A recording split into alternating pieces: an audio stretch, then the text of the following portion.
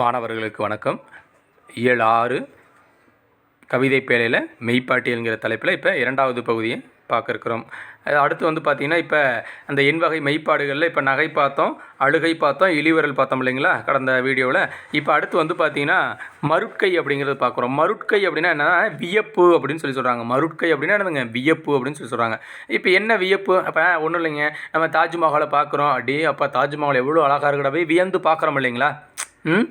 வானவில் வருது, வியந்து பார்க்குறோம். அந்த மாதிரி ஒரு வியப்பான ஒரு சம்பவம் நடக்குது. அதை அப்போ வந்து நமக்குள்ளே ஏற்படக்கூடிய உணர்வு தான் மருட்கை. சரி, கண்ணகி வானூர்தியில் வானுலகு சென்ற காட்சியை கண்ட குன்றவர்கள் அடைந்த வியப்பு. ஒன்றும் இல்லைங்க, நாம் சிலப்பதிகாரத்தில் நான் கூட கதை சொன்னேன் சரிங்களா. அந்த பாண்டிய தேசத்தில் போய் இறந்துங்க கோவலன் வந்து இறந்து போயிடுறான். இறந்து போனதுக்கப்புறம் ஊர் மக்கள்கிட்ட எல்லாம் நீதி கேட்டு கடைசியில் பாண்டிய மன்னனோட அவையில் போய் அமைச்சர்கள் முன்னாடியும் அரசி முன்னாடியும் எனதுங்க நீதி கேட்டு கடைசியில் அந்த நீதியில் ஜெயிச்சு நீங்கள் தவறு செஞ்சுட்டீங்க அப்படின்னு சொல்லிட்டு இந்த பாண்டி நகரமே எனது கோபத்தை சினத்தீக்கி எனதுங்க தூள் தூளாகட்டும், அதாவது எரிஞ்சு போகட்டும், அதாவது சினத்தீக்கி என்னுடைய கோபத்தான அந்த நெருப்பில் என்னதுங்க இந்த பாண்டிய நகரமே அழிந்து போகட்டும் அப்படின்னு சொல்லிட்டு என்ன பண்ணுறா, எல்லாம் எரிஞ்சு போகிற மாதிரி காட்சிகள் வருது. அதே மாதிரி பார்த்தீங்கன்னா அப்படியே என்ன பண்ணுறா, அந்த நகரில் இருக்க வாழை பிடிக்காமல் அப்படியே நடந்து போகிறா, காட்டு வழியாக போகிறா. அப்படியே என்னதுங்க சேர நாட்டுக்கு போயிடுறா. அந்த மேற்கு தொடர்ச்சி மலைகள் அந்த சைடில் போயிடுறா. உடனே என்னதுங்க அந்த சைடில் அப்படியே அந்த மலை குன்றுகள் மேலே ஏறி போய் கொஞ்சம் இடத்துல உட்காடுறா. திடீர்னு நடக்க முடியல அவனால், உட்காடுறா. அப்புறம் வானுலகத்துலேருந்து வந்து பார்த்திங்கன்னா அன்னப்பட்சியில் வந்து பார்த்திங்கன்னா கோவலன் வர்றான். கோவலன் வந்து என்ன பண்ணுறான், கண்ணகியை கூட்டிகிட்டு வானுலகம் போகிறதாக இது வந்து பார்த்துருக்காங்க. யார் பார்த்துருக்காங்க அப்படின்னா, அந்த மலைக்குன்றுகளில் வாழுவாங்க இல்லைங்களா, காணவர்கள் அப்படின்னு சொல்லி சொல்கிறாங்க பாருங்கள். அதாவது குன்றவர்கள் அந்த குன்றிலே வாழக்கூடியவர்கள் அப்படின்னு சொல்லி சொல்கிறாங்க. அவங்க பார்க்குறாங்க, பார்த்து வியப்பாக இருக்காங்க. யாரா அது, ஒருத்தன் வானத்துலேருந்து வர்றான், வந்துச்சு பறந்து வந்துச்சு, அதில் அந்த ஒரு பொண்ணு வந்துச்சு, அந்த பொண்ணை கூட்டிகிட்டு போகிறான், இது என்ன நடந்ததுன்னு தெரியலையே அப்படின்னு வியப்பாக பார்க்குறாங்க சரிங்களா. அந்த வியப்புக்குத்தான் இந்த இடத்துல பாடலுடைய பொருள் பாருங்கள். என்னங்க, திருமா பத்தினிக்கு அமரர்க்கு அரசன் தமர் வந்து ஈண்டு என்னங்க அவள் காதல் கொழுனனை காட்டி அவளோடு எம் கண் புலம் கான் விண்புலம் போயது இரும்போது போலும் அப்படின்னு சொல்லி சொல்கிறாங்க பாருங்கள். திருமா பத்தினிக்கு அப்படின்னு சொல்லி சொல்கிறாங்க. அமரர்க்கு அரசன் தமர் வந்து ஈண்டி அவள் காதல் கொழுனனை காட்டி அவளோடு எம் கண்புலம் காண விண்புலம் போயது இரும்போது போலும் அப்படின்னு சொல்லி சொல்கிறாங்க. சிலப்பதிகாரத்தில் பதிக பாடலாக இடம்பெற்றிருக்கின்றது. அதாவது என்னதுங்க, திருமா பத்தினிக்கு அமரருக்கு அரசன் தமர் வந்து ஈண்டி அப்படின்னு சொல்லி சொல்கிறாங்க. திருமா பத்தினிக்கு அப்படிதாங்க, திருமா அப்படின்னா மதிப்பு மிகுந்த உயர்ந்த பத்தினிக்கு அப்படின்னு சொல்லி சொல்கிறாங்க. கண்ணகி யாருங்க, உயர்ந்த பத்தினி யாருங்க, கண்ணகி. திருமா பத்தினிக்கு, திருமான திரு அப்படின்னா உயர் மதிப்பாக பேசுவோம் இல்லைங்களா, திருமதி அப்படின்னு மதிப்பு மிகுந்த அப்படின்னு சொல்கிறோம் இல்லைங்களா. அதான் உயர்ந்த பத்தினிக்கு ஏன்னாங்க அமரர்க்கு அரசன், அதாவது அமரர் அப்படின்னா இந்த இடத்துல யாருங்க, தேவர் அப்படின்னு சொல்லி சொல்கிறாங்க. எப்படிங்க, அமரர்க்கு அரசன் தமர் வந்து ஈண்டி அப்படின்னு சொல்லி சொல்கிறாங்க. தேவர்களுக்கு அரசனாகிய இந்திரன் நெருங்கி வந்து, எப்படிங்க தேவர்களுக்கெல்லாம் அரசனான அந்த இந்திரன் இருக்காங்க இல்லைங்களா, இந்திரன் வந்து இந்திரனோடு வர்றான். யார், கோவலன் வந்தான், அந்த வர்றான். அந்த இந்திரன் நெருங்கி வந்து காதல் கொழுனனை காட்டி அப்படின்னு என்னதுங்க, அவளுடைய காதல் கணவன், கொழுனன் அப்படின்னா கணவன் அப்படின்னு ஒரு பொருள் இருக்குது. அப்போ என்னதுங்க, கோவலனை கூட்டிக்கிட்டு யார் வர்றான், இந்திரன் வந்திருக்கிறான். வந்து கண்ணகிட்ட பக்கத்தில் போய் என்னது யாரை காட்டுறா, கோவலனை வந்து காட்டுறான். அவளுடைய காதல் கணவன் யார், கோவலன். யாருக்கு, கண்ணகிக்கு. அவளுடைய காதல் கணவனை அவளுக்கு காட்டி அப்படின்னு சொல்லி சொல்கிறாங்க. அடுத்து வந்து பார்த்தீங்க, அவளோடு எம் கண்புலம் காண விண்புலம் போயது அப்படின்னு சொல்லி சொல்கிறாங்க. அவனோடு என்னங்க எம் கண்புலம் காண விண்புலம் போயது, அவளோ விண்ணிற்கு சென்ற காட்சி நாங்கள் கண்டோம். அவள் என்ன பண்ணுறா, அவளுடைய கணவனோடு ஏறி என்னது அந்த அன்னப்பட்சியில் ஏறி என்னதுங்க விண்புலம் போயது, விண்ணுலகத்துக்கு போனால் இதை நாங்கள் கண்புலம் அப்படின்னா நாங்கள் பார்த்தோம் அப்படின்னு சொல்லிட்டு சொல்கிறேன். இரும்போது போலும், அதை கண்டு நாங்கள் என்னதுங்க பெருமிதம் கொண்டோம். இரும்போதும் போலும், அதை பார்த்து நாங்கள் பெருமிதம் கொண்டோம் அப்படின்னு சொல்லி சொல்கிறாங்க சரிங்களா. கொழுனன் அப்படின்னா அந்த இடத்துல என்னதுங்க கணவன் அப்படின்னு ஒரு பொருள் இருக்குது. அப்போ திருமா பத்தினிக்கு என்னதுங்க அந்த உயர்ந்த பத்தினிக்கு அமரருக்கு அரசன், தேவர்களுக்கெல்லாம் அரசன் யாருங்க, இந்திரன் வந்து என்னதுங்க இந்தாம்மா உன்னுடைய கணவனை பாரு அப்படின்னு சொல்லிட்டு காட்டுறா. உடனே சந்தோஷப்பட்டுருக்காங்க. உடனே 2 பேரும் என்னதுங்க விண்ணுலகம் போகிறாங்க. இதை நாங்கள் பார்த்து என்னதுங்க பெருமை அடைந்தோம், வியப்படைந்தோம் அப்படின்னு சொல்லிட்டு சிலப்பதிகார பாடலில் இடம்பெற்றிருக்கிறது. பாடலுடைய பொருளை பார்க்கலாம். பாடலுடைய பொருள் பாருங்கள். இந்திரன் கோவலனோடு வந்து பத்தினியாகிய கண்ணகியை விண்ணுலகு அழைத்து சென்ற வியப்பான காட்சியை நாங்கள் கண்டோம் அப்படின்னு சிம்பிளாக முடிச்சிட்டாங்க. சரிங்களா? அதாவது என்னதுங்க, இந்திரனோடு என்னதுங்க கோவலன் வர்றான், வந்து என்னதுங்க பத்தினியாகிய என்னதுங்க கண்ணகியை கூட்டிகிட்டு விண்ணுலகம் போகிற காட்சி நாங்கள் பார்த்து என்னதுங்க வியப்படைந்தோம் அப்படின்ட்டு சொல்கிறாங்க. அடுத்த மெய்ப்பாடு என்ன சொல்கிறாங்க அப்படின்னா, அச்சம் அப்படிங்கிற அந்த மெய்ப்பாடை சொல்கிறாங்க. அச்சம் நமக்கு தெரியும், பயம் அப்படிங்கிற நம்ம ஈஸியாக சொல்லிவிடுவோம். பாருங்கள், யானை சினந்து வர மகளிர் நடுங்கி அஞ்சியதை வெளிப்படுத்துதல் அப்படின்னு சொல்கிறாங்க. எப்படிங்க, யானை சினந்து வர, யானைக்கு மதம் பிடிச்சிருச்சு, மதம் பிடிச்ச யானை என்னதுங்க மகளிரை நோக்கி நெருங்கி வருது. அப்போ என்னதுங்க அந்த மகளிர் எப்படி பயந்து போனாங்க அப்படிங்கிறதான் இந்த பாடல் நமக்கு சொல்லுது. பாருங்கள், மையல் வேளம் மடங்களின் எதிர்தர உய்வு இடம் அறியேம் ஆகி ஒய்யென திறந்துகோள் எல்வளை கெளிப்ப நானு மறந்து விதப்புறு மனத்தேம் விரைந்து அவர் பொருந்தி சூர் உறும் மங்கையின் என்னதுங்க நடுங்க அப்படின்னு சொல்கிறாங்க. எப்படி சொல்கிறாங்க மீண்டும் பாருங்கள். என்னங்க, மையல் வேளம் மடங்களின் எதிர்தர உய்வு இடம் அறியேம் ஆகி ஒய்யென திருந்துகோள் எல்வளை கெளிப்ப நானு மறந்து விதுப்புற மனத்தேம் விரைந்து அவர் பொருந்தி சூர் ஊரர் மங்கையின் நடுங்க. குறிஞ்சிப்பாட்டில் என்னதுங்க 165லிருந்து 68 வரைக்கும் இருக்குது இந்த பாடல் வரிகள் அப்படின்னு சொல்கிறாங்க. இப்போ வேளம் அப்படின்னா என்ன பொருளுங்க, யானை அப்படின்னு ஒரு பொருள் இருக்குங்க. நம்ம 11ஆம் வகுப்பில் யானை டாக்டரில் ஒரு பெட்டி செய்தியில் யானைக்கு வழங்கும் பெயர்கள் அப்படிங்கிறதெல்லாம் படிச்சிருக்கோம், ஞாபகம் இருக்குங்களா? இதில் வந்து பார்த்திங்கன்னா வேளம் அப்படின்னா என்னதுங்க, யானை அப்படின்னு ஒரு பொருள் இருக்குங்க. இப்போ மையல் வேளம் மடங்களின் எதிர்தர அப்படின்னு சொல்கிறாங்க. அதாவது மதம் பிடித்து அந்த யானை என்னதுங்க வேள மரங்களையெல்லாம் முறித்துது அப்படின்னு சொல்கிறாங்க. மையல் வேளம் என்னதுங்க மடங்களின் எதிர்தர அப்படின்னு சொல்கிறாங்க.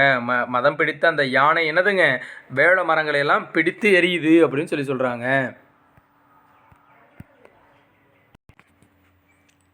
என்ன சொல்கிறாங்க, மையல் வேள மடங்களின் எதிர்தர, அந்த மதம் பிடித்த அந்த யானை என்ன பண்ணுதுங்களா வேள மரங்களையெல்லாம் முறிக்குது, அதாவது வேள கரும்பு அப்படின்னு சொல்கிறாங்க. என்னதுங்க நாணல் மூங்கில்னு ஒரு பொருள் இருக்குது. இந்த இடத்துல நம்ம கரும்புனே ஞாபகம் வச்சுக்கோமே, அந்த வேள மரங்களையெல்லாம் முறிக்குது, எல்லாத்தையும் உடச்சி தள்ளுது அப்படின்னு சொல்கிறாங்க. ஏன்னா மதம் பிடித்த யானை வந்து எதுவுமே பார்க்காதுங்க, எல்லாத்தையும் உடச்சி தள்ளிடுமில்ல, அதான் சொல்கிறாங்க. அடுத்து பாருங்கள், உய்வு இடம் அறியேம் ஆகி, எப்படிங்க உய்வு இடம் அறியேம் ஆகி ஒய்யென திறந்துகோள், உய்வு இடம் அறியேம் ஆகி ஒய்யென திறந்துகோள் அப்படின்னு சொல்கிறாங்க. என்ன சொல்கிறாங்க, உய்வு இடம் அறியேம், உயிர் பிழைப்பதற்கு வேறு இடம் காண இல்லாமல் என்னதுங்க இயலாமல் கண்டுபிடிக்க முடியாமல் மனநடுக்கம் அடைந்தோம் அப்படின்னு சொல்கிறோம். ஒய்யென திருந்துகோள் அப்படின்னா நாங்கள் அப்படியே நடுங்கிட்டோம். உய்வு இடம் அறியேம், யானை இப்படி எல்லாத்தையும் அடித்து நொறுக்கிட்டு எல்லாத்தையும் வந்துக்கிட்டு இருக்குது, நாங்கள் எங்கே போய் ஓடி போய் ஒளியறதுன்னு தெரியலையே அப்படின்னு சொல்லிட்டு அதானதுங்க உய்வு இடம், உயிர் பிழைப்பதற்கு வேறு இடம் காண இயலாமல் அப்படின்னு சொல்கிறாங்க. அறியேம் அப்படின்னா காண இயலாமல் நாங்கள் எல்லாம் நடுங்கி போயிட்டோம் அப்படின்னு சொல்கிறாங்க. அடுத்து பாருங்கள், திறந்துகோள் எல்வளை கெளிப்ப, வளையல்களை ஒழிக்க விரைந்து, வளைனா என்னதுங்க வளையல் அப்படின்னு ஒரு பொருள் இருக்குங்க, கெளிப்ப அப்படின்னா ஒழிப்ப அப்படின்னு சொல்லுவாங்க. வளையல் கையில் போட்டிருக்கக்கூடிய வளையல் என்னதுங்க அப்படியே ஓடுறப்ப அந்த கை வளையலுடைய ஒளியெல்லாம் சவுண்டெல்லாம் கேட்டுச்சு, அப்படி விரைவாக நாங்கள் ஓடணும். அடுத்து பாருங்க, நானு மறந்து விதப்புறு அப்படின்னு சொல்கிறாங்க. நானு மறந்து விதுப்புறு மனத்தேம் அப்படின்னு சொல்கிறாங்க. நானு மறந்து விதுப்புற மனத்தேம், உயிரினும் சிறந்த நாணத்தை காக்க மறந்தோம். ஏன்னாங்க எங்களுக்கு வந்து அச்சம் அடம் நாணம் அப்படின்னு சொல்லுவாங்க. என்னங்க வெட்கமாக அதெல்லாம் நாங்கள் பார்க்கல, உயிர் பிழைப்பதற்காக என்னதுங்க வளையல் சத்தமாவது கொழு சத்தமாவது எல்லாமே என்னதுங்க தெரிச்சுக்கிட்டு ஓடிட்டோம் அப்படிங்கிறத அந்த இடத்துல சொல்கிறாங்க. உயிரினும் சிறந்த நாணத்தை காக்க மறந்தோம் அப்படின்னு சொல்கிறாங்க. ஏன்னாங்க விரைந்து அவர் பொருந்தி சூர் ஊரு மங்கையின் நடுங்க அப்படின்னு சொல்கிறாங்க. எப்படி சொல்கிறாங்க, மஞ்சை அப்படின்னா மங்கை அப்படின்னா மயில் அப்படின்னு ஒரு பொருள் இருக்கு இல்லைங்களா, வேகமாக ஓடி சென்று அவனை சேர்ந்து மயில் போல நடுங்கி நின்றுவோம் அப்படின்னு சொல்கிறாங்க. யார் பின்னாடி, தலைவன் பின்னாடி. யார் பின்னாடி நிற்கிறாங்க, தலைவன் பின்னாடி போய் நின்னோம். எப்படி நின்னோம், மயில் எப்படி என்னதுங்க ஒடுங்கி போய் நிற்குமோ அது மாதிரி அவங்க பின்னாடி நின்னோம். ஏன்னா இந்த மாதிரி நேரத்தில் இருந்து யார் பின்னாடி போய் நிற்கிற, ஆண் பின்னாடி நிற்கிறோமா பெண் பின்னாடி நிற்கிறோமான்னு தெரியாது, யாரோ ஒருத்தர் பின்னாடி போய் நின்று உயிரை காப்பாற்றிக்கணும், அதுதான் விஷயம். இந்த இடத்துல என்னதுங்க ஒரு ஆண் பின்னாடி போய் நாங்கள் நின்னோம். அந்த இடத்துல என்னதுங்க நாங்கள் எங்களுடைய பெண்மை அதாவது வெட்கம் அப்படிங்கிறத கூட நாங்கள் அந்த நாணத்தை கூட நாங்கள் என்னதுங்க மறந்துட்டோம். அதான் நானும் மறந்து விதுப்புற மனத்தேம், நாங்கள் நானும் அப்படின்னா நாணம் அப்படின்னு ஒரு பொருள் இருக்குங்க, அதை மறந்துட்டோம். விரைந்து அவர் பொருந்தி சூரூரும் அங்கேயும் நடுங்க அப்படின்னு சொல்கிறாங்க. மயில் போல் நாங்கள் நடுங்கிட்டு அவன் பின்னாடி நாங்கள் நின்னோம் அப்படின்னு சொல்கிறாங்க, பயத்தை காட்டுது. பாடலுடைய பொருள் பாருங்கள். மதம் பிடித்த யானை மரங்களை எல்லாம் முறித்தது, எல்லாம் முறித்து ஊருக்குள்ளே வந்துகிட்டு இருக்குது. மேகம் இடிப்பது போல, அடுத்த பக்கத்துக்கு வாங்க. ஏன்னாங்க யானை வந்து அவ்வளோ சவுண்டு போட்டுக்கிட்டு வருது. உயிர் பிழைப்பதற்கு வேறு இடம் காண இயலாமல் மனநடுக்கம் அடைந்தோம். உயிரும் சிறந்த நாணத்தை காக்க மறந்தோம். வளையல்களை ஒழிக்க விரைந்து ஓடிச் சென்று அவனை சேர்ந்து மயில் போல் நடுங்கி நின்றோம். யார் பின்னாடி? யாரோ ஆண் இருக்கான், தலைவன் இருக்கலாம், அவனுக்கு பின்னாடி போய் நாங்கள் நின்றுக்கிட்டோம், எங்களை காப்பாற்று அப்படின்னு சொல்லிட்டு. இதுதான் எங்களுக்கு பாதுகாப்பான இடம் அப்படின்னு சொல்லிட்டு. ஏன்னா அந்த காலத்தில் வந்து பார்த்தீங்கன்னு வச்சுங்களேன், ஒரு ஆண்கிட்ட வந்து ஒரு தெருவில் நின்று பேசுகிறதுங்கிறது அது மிகப்பெரிய விஷயங்க. சரிங்களா? அப்போ வந்து ஒரு ஆண் முன்னாடி தலை நிமிர்ந்து பேசினாவே என்னதுங்க, ஒரு எல்லோரும் ஒரு இதாக பார்ப்பாங்க. அப்போ எங்கள் ஒரு வெட்கம், ஆண்கிட்ட பேசுகிறப்பெல்லாம் வெட்கம் வந்துடும். அந்த வெட்கத்தையும் மறந்து நாங்கள் என்னதுங்க உயிர் பிழைப்பதற்காக அவன் பின்னாடி போய் நின்று என்னதுங்க மயில் போல் நாங்கள் நடுங்கிட்டு நின்னோம் அப்படின்னு சொல்லிட்டு அச்சத்தை சொல்கிறாங்க. இப்போ அடுத்து வந்து பார்த்திங்கன்னா பெருமிதம் அப்படின்னு சொல்கிறாங்க. அடுத்து வந்து பார்த்திங்கன்னா பெருமிதத்துக்கு என்னங்க எடுத்துக்காட்டு பாடல் பாருங்கள். பெருமிதம் அப்படின்னா பெருமை. அதாவது பெருவீரன் ஒருவன் தனியாக பெரும்படையை எதிர்க்கும் பெருமிதத்தை குறிப்பிடுதல். எப்படி சொல்கிறாங்க? ஒரு நல்ல ஒரு உடல்வாகு கொண்ட வீரதீர செயல்களை செய்யக்கூடிய ஒரு வீரன் ஒருவன் தனியாக ஒரு பெரும்படையை எதிர்க்கும் அவனுடைய அந்த வீரத்தை பெருமைப்படுத்தி சொல்கிறாங்க. எப்படி சொல்கிறாங்க? ஒரு சுடர் வாளோடு ஒரு கால் விளங்கின் சிறு சுடர் முற்பேர் இருளாங்கண்டாய் எரிசுடர் வேல் தேங்குலாம் பூந்தெரியல் தேர்வேந்தே நின்னோடு பாங்கலா மன்னர் படை அப்படின்னு சொல்கிறாங்க. மீண்டும் பாடல் பாருங்கள்.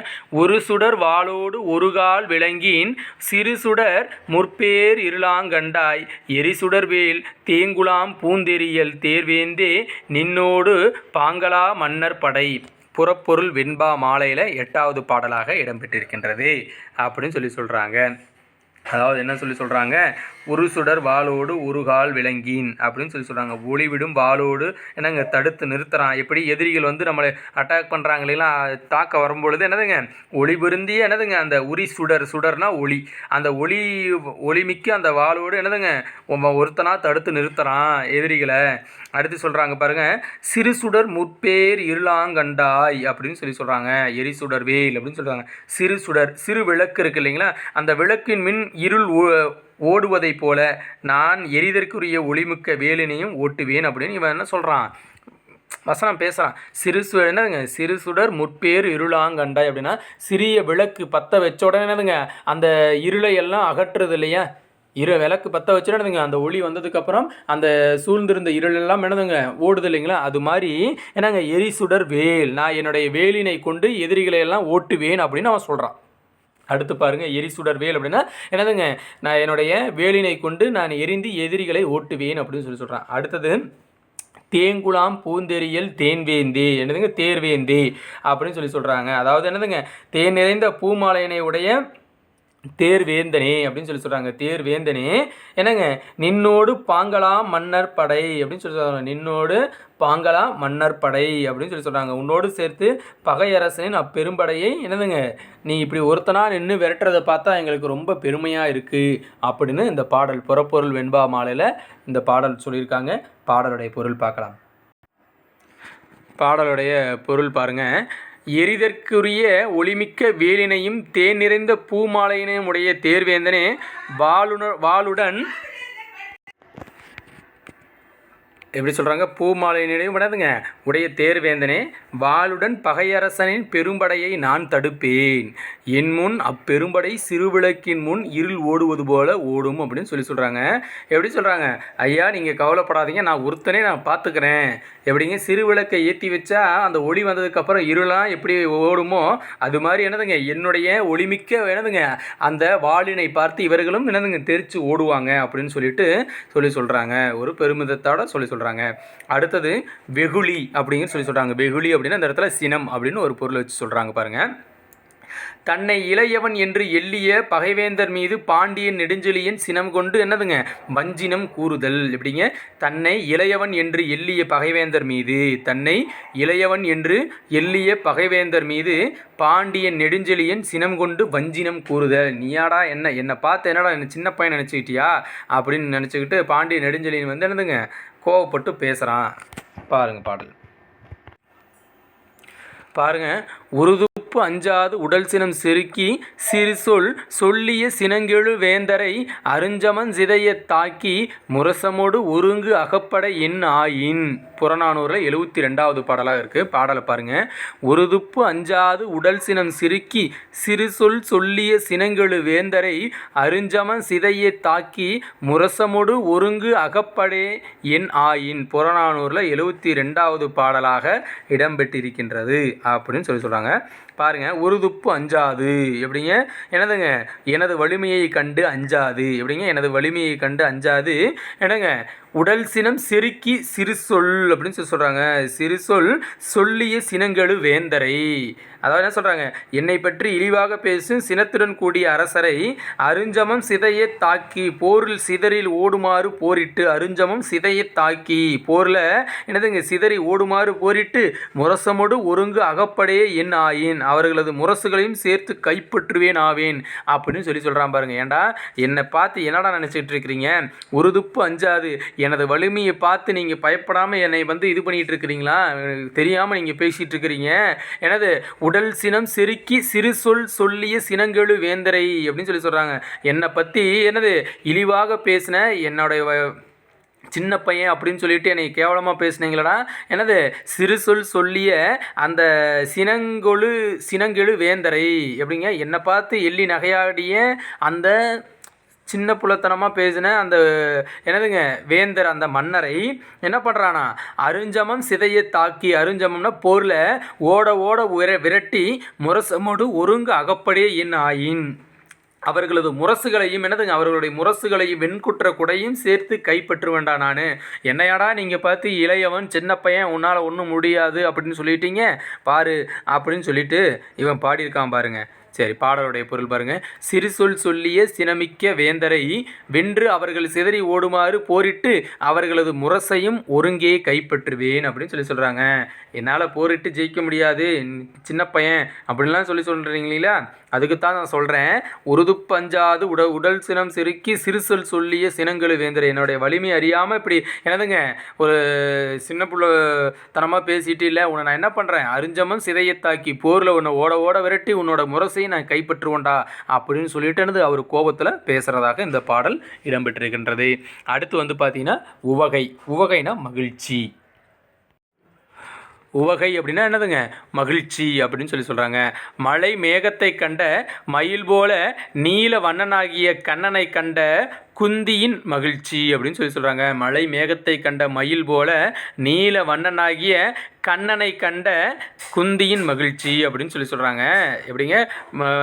மலை மேகத்தெல்லாம் பார்த்தோன்னே மயில் என்ன பண்ணும்? தொகை விரித்தாடும் இல்லைங்களா? மயில் தொகை விரித்தாடினாவே மழை வருது அப்படின்னு சொல்லுவாங்க, மழை வரப்போகுது அப்படின்ட்டு. அது மாதிரி நீல வண்ணன் நீல நிறத்தில் இருக்கக்கூடிய என்னதுங்க கண்ணன், அதாவது பெருமாளை சொல்கிறாங்க. அந்த கண்ணனை கண்ட குந்தியின் மகிழ்ச்சி அப்படின்னு சொல்கிறாங்க. மண்டல மதிய மன்ன மாசரு முகத்தினாலும் திண்டிரன் மருகன்றன்னை சென்றெதிர் கொண்டு கண்டு வெண்டிரை மகரவேலை விரிபுணன் முகந்து தோன்றும் கொண்டலை மகிழ்ந்து காணும் குளிர்பசும் தோகை போன்றாள் அப்படின்னு சொல்கிறாங்க. மண்டல மதியமன்ன மாசரு முகத்தினாலும் திண்டிரன் மருகன்றன்னை சென்றெதிர் கொண்டு கண்டு வெண்டிரை மகரவேலை விரிபுணன் முகந்து தோன்றும் கொண்டலை மகிழ்ந்து காணும் குளிர்பசுந்தோகை போன்றாள் அப்படின்னு சொல்கிறாங்க. குளிர் பசுந்தோகை பசுமை என்னங்க அந்த பச்சை கலரில் இருக்கக்கூடிய தோகையை விரித்திருக்கக்கூடிய மயில் போல அப்படின்னு சொல்கிறாங்க. பார்க்கலாம் பாருங்க. என்ன சொல்கிறாங்க? மண்டல மதியமன்ன மாசரு முகத்தினாலும் முழு நிலவு போன்ற முகத்தை உடைய குந்தி தேவி எப்படி சொல்கிறாங்க? மதி அப்படின்னா அந்த இடத்துல நிலவு அப்படின்னு ஒரு பொருள் இருக்குங்களா?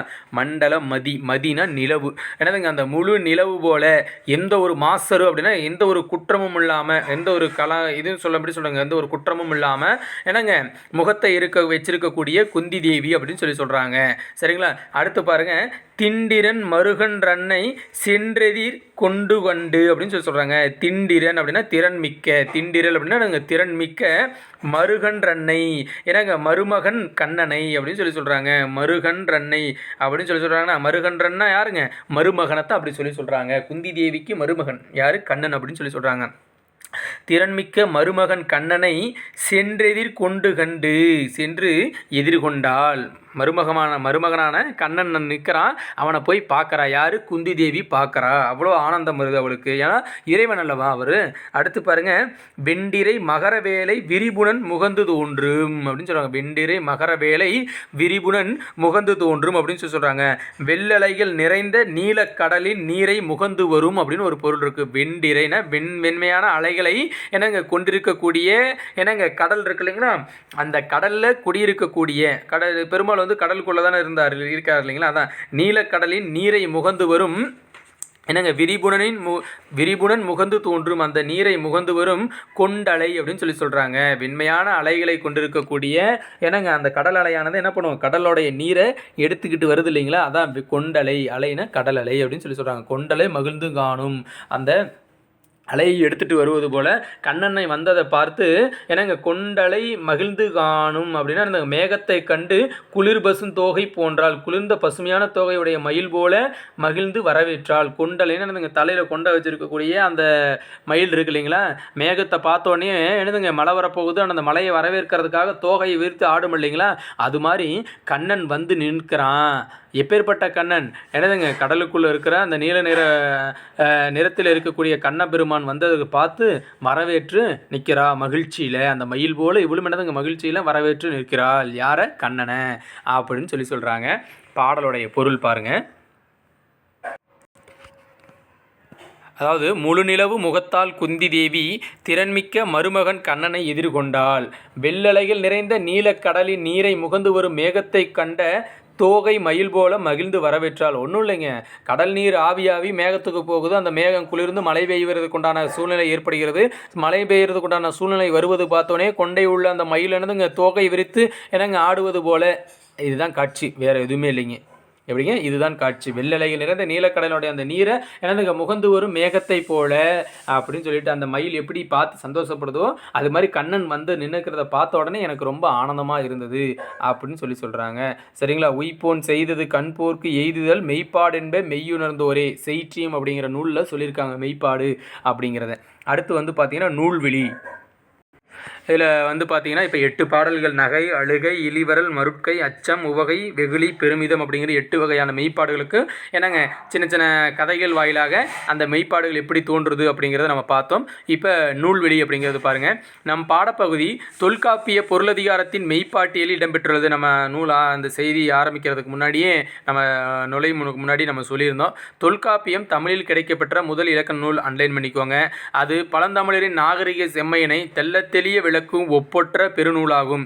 தமிழ் மொழியின் அமைப்பை விதிகளாக்கி விளக்குவதோடு தமிழ் கவிதையியலின் நுட்பங்களையும் பேசுகிறது அப்படின்னு சொல்கிறாங்க. தொல்காப்பிய பொருளதிகாரம் கவிதைகளுக்கான பொருண்மை, உறுப்புகள், உத்திகள், அழகு ஆகியவற்றை சிறப்புற எடுத்து இயம்புகிறது அப்படின்னு சொல்கிறாங்க. எல்லாமே என்னதுங்க இந்த தொல்காப்பியத்தில் இலக்கணமும் கவிதையையும் சேர்ந்து சொல்கிறது இந்த தொல்காப்பியம் அப்படின்னு சொல்கிறாங்க. அடுத்தது தொல்காப்பியத்தின் ஆசிரியரான தொல்காப்பியரை என்னங்க தமிழ் சான்றோர் எப்படி சொல்கிறாங்க? உள்கா பெரும்புகழ் தொல்காப்பியன் என்றும் அவருடைய புகழ் நிலத்தின் இருக்கும் அப்படின்னு சொல்கிறாங்க என்று போற்றுகின்றனர். நூல் முழுமைக்கும் இளம்பூரணர் உரை எழுதியுள்ளார். இது அப்படியே என்னதுங்க அன்லைன் பண்ணிக்கோங்க. இது எல்லாமே என்னதுங்க 1 மார்க்கில் கேட்குறதுக்கு வாய்ப்புகள் உண்டு. இப்போ இதில் வந்து பார்த்திங்கன்னா நம்ம 8 வகையான மெய்ப்பாடுகள் பார்த்தோம். அதே மாதிரி வந்து பார்த்திங்கன்னா இவர் வந்து பார்த்திங்கன்னா அகத்தியருடைய முதல் மாணவராக திகழ்ந்திருக்கிறாருங்க. அதேமாதிரி இதில் இன்னொரு சிறப்பு என்னென்னா, உலகத்தில் எந்த மொழியிலுமே இல்லாத மக்களுடைய வாழ்வியல் இலக்கணத்தை கூறக்கூடிய பொருளதிகாரத்தை இவர் எழுதியிருக்காரு. இப்போ நன்னூலார் என்ன பண்ணியிருக்காரு? எழுத்து சொல்லே போதும் அப்படின்னாரு. ஆனால் இவர் என்ன பண்ணியிருக்காரு? அதுக்கு முன்னாடி இவர் தான் பண்ணியிருக்கார். எழுத்து சொல் பொருள். உலகத்தில் எந்த ஒரு மொழியிலுமே பாருங்கள் எழுத்தை பற்றி இருக்கும், சொல்லை பற்றி இருக்கும். அந்த பொருளதிகாரம் அப்படிங்கிறது இல்லை. ஆனால் இவர் என்ன பண்ணியிருக்காரு? எந்த ஒரு மொழியிலையும் இல்லாத அந்த ஒரு மக்களுடைய வாழ்வியல் இலக்கணத்தை வகுத்து என்னதுங்க அந்த பொருளதிகாரம் அப்படிங்கிற அந்த ஒரு அதிகாரத்தை உருவாக்கி இதில் அந்த மெய்ப்பாடுகள் போன்ற இயல்களை உள்ளுக்குள்ளே பொறுமைப்படுத்தி வச்சிருக்கிறார், அழகுபடுத்தி வச்சிருக்கிறார், தமிழுக்கு பெருமை சேர்த்திருக்கிறார். இப்போ இந்த தொல்காப்பியத்தில் மெய்ப்பாடியல் அப்படிங்கிறது நம்ம ஒரு 8 வகை கொண்டான சின்ன சின்ன பாடல் வாயிலாக நம்ம பார்த்தா நிறையா இருக்குதுங்க. சரிங்களா? அந்த வகையில் தொல்காப்பியத்துக்கும் முழுவதுக்கும் என்னதுங்க எல்லா முழு நூற்பாவிற்கும் என்னதுங்க உரை எழுதியவர் யார் அப்படின்னா இளம்பூரணர் அப்படின்னு சொல்கிறாங்க. அதையும் அன்லைன் பண்ணிக்கோங்க. நம்ம நுழையும் முன்னில் ஏற்கனவே நம்ம அதுக்கு முன்னாடி நிறைய கருத்துக்கள் விவாதம். அதில் வந்து முக்கியமான கருத்துக்கள்லாம் கொஞ்சம் பென்சிலில் எழுதி வச்சுக்கோங்க. நீங்கள் தெரிஞ்சிருந்தீங்கன்னா ஒன்றும் பிரச்சனை இல்லை, தெரியல அப்படின்னா பென்சிலில் முன்னாடி எழுதி வச்சுக்கிட்டிங்கன்னா இன்னும் கொஞ்சம் நல்லாயிருக்கும். அடுத்து வந்து பார்த்தீங்கன்னா கற்பவை கற்றபெண்ணில் வந்து பார்த்தீங்கன்னா நீவிர் பார்த்த திரைப்படம் ஒன்றில் வெளிப்பட்ட மெய்ப்பாடுகள் இதெல்லாமே ஜென்ரலாக நம்ம தெரிஞ்சுக்க வேண்டிய ஒன்று தான். நீங்கள் என்னென்ன பார்த்து தெரிஞ்சுக்கிட்டீங்க அப்படின்னு சொல்லிட்டு எழுதுங்க அப்படின்னு சொல்லியிருக்காங்க. இது ஒரு புறம் இருக்கட்டும். இயல் 6 அப்படிங்கிறது இந்த பாடத்தோட நிறைவு பெறுகிறது. அடுத்து வந்து நம்ம இழப்போம் அப்படிங்கிற பகுதியில் சந்திப்போம். நன்றி, வணக்கம்.